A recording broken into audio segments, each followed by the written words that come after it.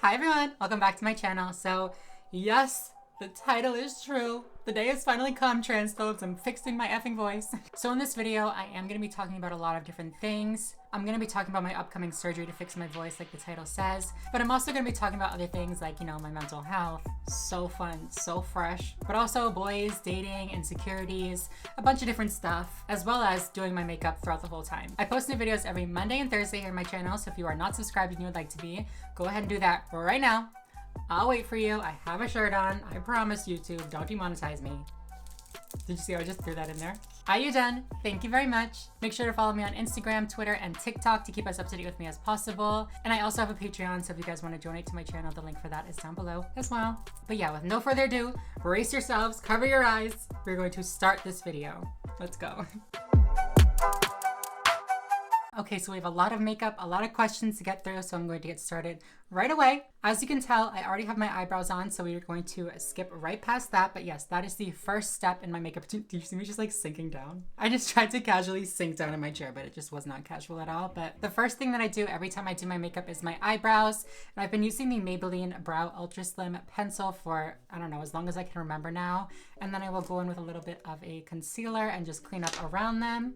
If you've seen my other makeup videos, you would know that I usually go onto skin after my eyebrows, but I don't know, lately I've been doing a very smoky wing, so I've been going right onto the eyes lately so that, when I go onto the skin eventually I can clean it up. I am obviously doing my makeup as I answer questions and stuff, but I'm going to just kind of be doing my makeup. I'm not going to be really talking about it too much. So I think I have about 15 questions from you guys. So the first question that I have, and I feel like this is a question that I've answered quite a few times, but the answer is always changing, so I'm answering it again. Oh, how did that happen? The first question is, what will be your next surgery, if any? So the last time that I answered this question, I think I mentioned that I wanted to eventually have facial feminization surgery. I still go back and forth on whether or not I actually do want to go forward with that. It is a really, really intense procedure, obviously, and I would prefer to not have another really intense procedure if I don't have to. I am actually having surgery this May. I made a video a while back talking about my voice and how I'm really insecure about my voice ever since I had my tracheal shave back in 2016. 2016? Yeah, I think it was 2016. So what I say in that video is I was suspecting that what was causing my issues, which is like a little bit lower of a voice, a little bit raspier of a tone, what I suspected what was causing it was something called tracheal dermal adhesion, which is basically a complication of a tracheal shave, or like even people that have thyroidectomies can have this happen to them. Basically, scar tissue forms right around this area and adheres to the underlying structures of your neck to like your overlying skin. So what this can do is obviously restrict a lot of movement in the area. And if you know anything about how your voice works, obviously your larynx moves up and down and out and in and all different directions to form different pitches and different resonances. Since that video was posted, I've seen more specialists and I've seen more doctors, more surgeons. I've seen so many people about this, and I've come to the conclusion that it is not tracheal dermal adhesion like I thought it was. Rather, I have adhesion to the hyoid bone. So again, I'm not going to get super scientific about all this, but the hyoid bone also helps in the production of pitch. But like I said, I am having surgery this May to finally release the scar adhesion, and I'm really, really hoping that it will fix the problems that I'm having with my voice. I'm not 100% sure that it will, but at this point, it's kind of like my only hope. I'm just so frustrated with where my voice is at, and I'm so frustrated with the consequences of that seemingly super simple procedure. So just pray for me, please. Pray that it works, because I don't know what I'm going to do if it doesn't. I will, of course, be documenting the procedure and, whether or not it actually does help me. So this is not the last you will hear of it, I promise you. Now I'm going to go in with a little bit of eyeliner. You guys know that I like my dramatic ass swinging. You guys are always asking how I do it, so here you go. This one's for you. This is going to be so hard to talk and do my eyeliner, but I'm going to try to do it for you guys. The next question is, how hard is it to tell someone that you are dating that you're trans? So I feel like it was a lot harder for me in the beginning. I was much less confident in myself, and I think that really, was obvious to a lot of the people that I was telling. I would tell them like, I was just born a little different. I was born with something, wrong with me. Like the doctors made a mistake. Like I would go through this whole spiel, and like they just, by the end of it, just be like so scared off, to be honest. Now, whenever I'm talking to somebody, it's a little bit easier now, especially because of COVID and like most of the dating that we do is online. So once it gets to the point where they like ask for my phone number or ask to go on a date or something, I'll just say like, yeah, you can have my phone number if you're cool with me being trans. I'll just say it. I'll just get it out there. I will usually let them know like at the same time that I've had surgeries. Of course, before I had surgery, there were still people that were like down to date me. They were still like, whatever, yeah, I don't care. But I feel like, especially with the type of guy that I date, a lot of the time that was like an issue that I faced. Like they didn't want to be with somebody that was pre-op. And also before I had surgery, I was not really comfortable being sexual with people. I feel like that's also kind of a deal breaker for a lot of people, like not being able to be intimate with their partner. That's pretty much where my wings are at the moment. I'm like over it. What I'm doing is I'm gonna take some black eyeshadow on this little liner brush, and I'm just gonna start to pack it over the eyeliner and gently like blend it upward, and like you'll see. So the next question that we have is, what's the weirdest thing that makes you dysphoric? There's a lot of things that make me dysphoric, to be honest. One of the main ones being my voice, but I feel like that's not like a weird one. So I'd say the weirdest one is like body hair. And like I say it's weird because literally like everybody has body hair, and like the body hair that I have now is so light and fine that like it shouldn't be a thing, but it is. So I'm literally lasering my entire body. Like I'm gonna be like a fucking hairless rat after this. This is my favorite part of the eyeliner, is taking this black eyeshadow and right in this crease area. So like if I look down, you see where like it's all like weird and wonky. That's where I'll blend this part up, and like even sometimes I'll go like this way a little, and like I'll show you in a second how it looks, okay? But I do that, and I just keep blending this outer corner with this black eyeshadow. And then I'll take that blending eyeshadow brush that I used before and just kind of blend that little bit of black up into the crease. And I feel like it just makes the eyeliner look a lot more like effortless. Like, oh, what do you mean? My eyes are just this long and elongated and black and smoky. What are you talking about? There was a time where like my eyeliner had to be super crisp and like perfect, you know, but now I'm like, huh? Okay, so the next question, perfect timing. I didn't do that on purpose or anything like that. But the next question is, what is your skincare routine? I've never had like a nice professional like skincare by Hiram makeup routine, or skincare routine, sorry. I have been watching a lot more skincare by Hiram. Shout out to you, love you. Honestly, I probably should not have mentioned that I've been watching skincare by Hiram because my skincare routine is definitely not good still, but I'm trying. So what I do, at least when I'm wearing makeup, is I'll take this same micellar water and I'll just get it in my hands and just like massage my face, get all my makeup all loose, and you know, like break it all down. This is the part that I know he's gonna fucking not be proud of me for.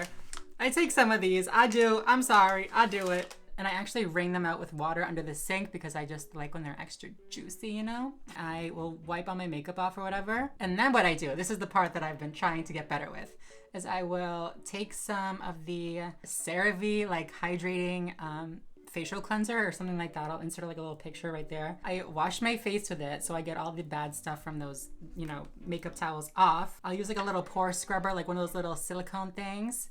And then after that, I will take my little Paula's Choice chemical exfoliant. It's 2%, whatever it is. I'll put it right there. I wait for it to all soak in, and then I will put moisturizer over top. My moisturizer is probably not the best. Give me suggestions down below. What moisturizer should I get? I have very like normal, like to dry skin. And I'm gonna take some foundation. I use the Milani Conceal and Perfect foundation, the 2-in-1 one. So good, so fun and fresh. The next question is, do you ever get self-conscious when you're at the beach in a bathing suit? I was gonna say I feel like everybody does, but hopefully that's not true because it's not good. It's bad. I hate it.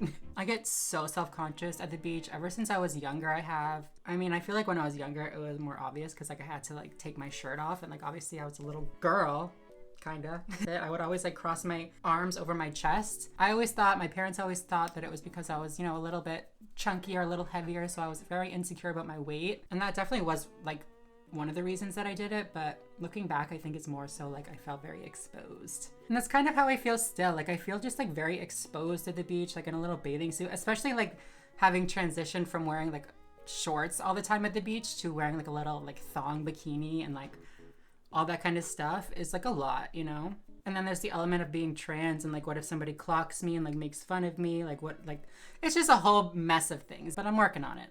I'm working on getting better at it.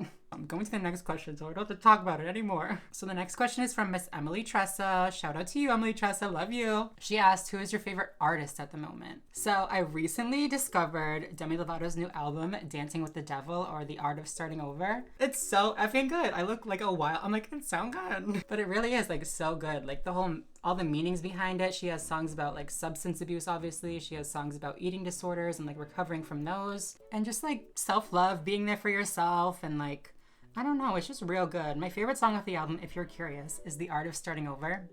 So good. I'm so sorry, Debbie. Don't sue me. Okay, so the next question, as I take some I can always get my tongue twisted when I say this.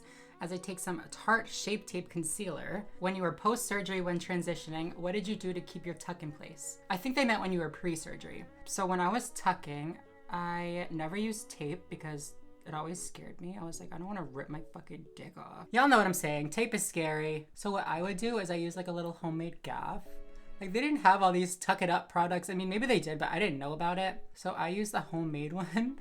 I would take like an old tubes. This is so embarrassing. I would take like an old tube sock or something, you know, like the long like Nike ones or whatever. And I would cut like a strip like that much of it from like the ankle part. And then I would take like an old waistband or something from like, I don't know, a pair of like underwear or just wherever I could get like a tight elastic. I would put like the little piece of sock over like the waistband. So the waistband is here, like little sock is like over it in the middle. I would put one of my legs through each of the sides next to the middle part of the sock. And I would pull it up real high, tuck up my little business, and just put that over it. And that kept it up pretty well. I never really went to the beach or swimming or anything like that, so I'm not sure how well that would work in like water situations or like swimming or like in a bathing suit. I did that mostly just like wearing jeans or like shorts or something. Never leggings, anything like that. Like it was not that foolproof. But again, I was so scared of using tape. Okay, so I just set my face with some translucent powder, and now I'm just going to take a little bit of bronzer and just do a little bit of contouring. I guess it's like a contour powder, bronzing powder. So the next question is how to deal with mental health issues like stress, anxiety, etc. So if you guys have watched my videos since the beginning of this year, you may or may not know that I kind of went through like a mental breakdown. I was having panic attacks pretty much like all day, every day, like to the point where I couldn't eat. I legitimately thought I was dying every single day. I say this so like casually, so nonchalantly, but like I literally was just crying all day because I thought I was dying. I legitimately thought I was dying. I had so many medical tests done. I had so much blood drawn, like all this stuff to like figure out what was wrong with me. And there was literally like nothing. Well, I mean, obviously there was something, but nothing that would have come back on those tests. I think like the worst thing that came back was my vitamin D was low. So, you know, I started taking vitamin D and that helps a little bit. But the conclusion that my doctor came to was it was just, you know, severe anxiety. I've had anxiety my whole life and it's never felt the way that it felt the beginning of this year. So I did get tested for COVID twice, so don't worry, it was not COVID. So I started taking a new medication for anxiety and that really helped me, you know, get it under control for a while. But I also was doing a lot of like introspection, if you will, and just kind of really trying to figure out why I was having all these thoughts and, you know, just kind of really coming to terms with the fact that it was anxiety and that all of these things were coming from, you know, inside of me. Like, well, obviously they would have been if they were like actual, you guys know what I'm saying. I don't know how to explain this, but I did a lot of research into, you know, the experience that I was having, the symptoms that I was having, you know, the type of anxiety I was going through. And I found a bunch of other people that were going through the same thing as me and like what they did to deal with it and how they eventually got better. And I think just the fact that they were saying that they did eventually get better helped me a lot because I realized that I wasn't dying. But yeah, I mean, I still do feel anxiety almost daily, but I'm really learning how to calm myself down and just being okay with just experiencing the anxiety. For so long I was trying to fight it off and trying to be like, don't be anxious, don't freak out, like don't worry, it's gonna be, everything's okay, like you're fine. And I would just, by doing that, I would just make it so much worse. I eventually just started, you know, experiencing it and letting these emotions just like take over and just like letting them play through, you know what I'm saying? And after doing that for so long, I think my body started to realize that like, okay, well, I'm not dead, so there's nothing to really be anxious for. There's nothing to really be afraid of. Okay, we're gonna move on from that fucking topic real quick. So the next question, as I do my blush, is how do you navigate when people close to you aren't willing or wanting to be understanding of being trans? Of course, I transitioned when I was 18, so I was an adult. So of course my situation is going to be a lot different than if I was a child, if I was having to live at home still, you know, under the care of my parents. But when I was coming to terms with who I am, I was just like, all right, well, I know what I need to do for me. So if whoever is not going to be there for me, then like they gotta go. Because like this moment for me is hard enough and I cannot deal with having to educate everybody around me and try to pull everybody along with me. I really just gave the decision to them. I said like, listen, I would love to have you along this journey with me, but this is what I'm going to do. Either you're going to accept it or you're not. Like, of course, ask me whatever questions you want, whatever. But if I got the vibe that they weren't accepting, then like I distanced myself immediately. Once you're more, you know, stable in your identity, stable in your transition, you can go back to those people and be like, listen, can we have a conversation? What's up, bitch? Okay, so the next question, I'm doing my highlight right now. As you can obviously tell, when you have bottom surgery, does penis size matter? So yeah, I mean, I've answered this question before, does size matter? But I think that was a little, that was referring to a different topic. Size definitely does matter when you're having surgery, at least for, penile inversion technique. I know there are different techniques that don't use, the tissue that you have there, but for that version, the version that I had, they have to have a certain amount of tissue to work with. And if they don't have that amount of tissue, they would have to add in skin from other places on your body, like the inside of your leg or something, to, help create that canal, if you will. So the next question is, did you ever feel like no one would ever want to be with you? Were there fears about it? Honestly, I think I thought this like in passing, like very, very briefly. Like it would come into my head and then I'd be like, girl, what do you mean? Like, not want this, not want all of this. I'm just kidding with my fucking crazy ass makeup right now. I truly do believe that there is somebody out there for everybody, and I just tried to remind myself of that even when I was at my lowest. Okay, so I'm just gonna line my lips really quickly. And the last question, do you think a masculine trans woman is valid? No makeup, no female clothing, or stuff like that?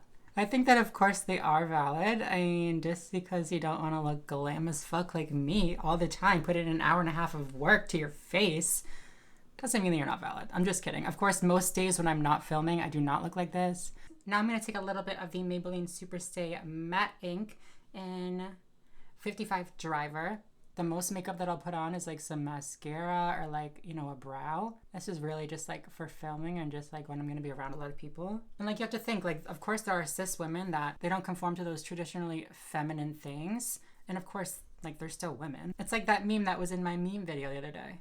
Okay, so this is pretty much it for the makeup look. I'm going to go ahead and do some finishing touches. I'm going to throw on some lashes, maybe some lip gloss. Maybe my little inner corner needs to have a little eyeliner, but that's about it. But yeah, and then I will be right back. Oh my God, I almost forgot to do my little setting spray. Oh my God, my hair is straight. No. Okay, everybody, that is it for this video. Thank you guys so much for watching. I know that makeup tutorials and like makeup videos are so 2018 or 2017 even. I like doing my makeup, obviously. I know a lot of you guys ask how I do my makeup. Hopefully this video was not too boring for those of you that do not do your makeup. If you did like this video, please make sure to give it a thumbs up down below. It really does help out my channel a lot, so I would really, really appreciate it. I post new videos every Monday and Thursday here on my channel, so if you're not yet subscribed, go ahead and do that right now. I need to wash my hands. I got makeup all over them. But yeah, other than that, I think I'm going to go. So thank you all so much for watching, and I will see you in Thursday's video. Bye, everyone.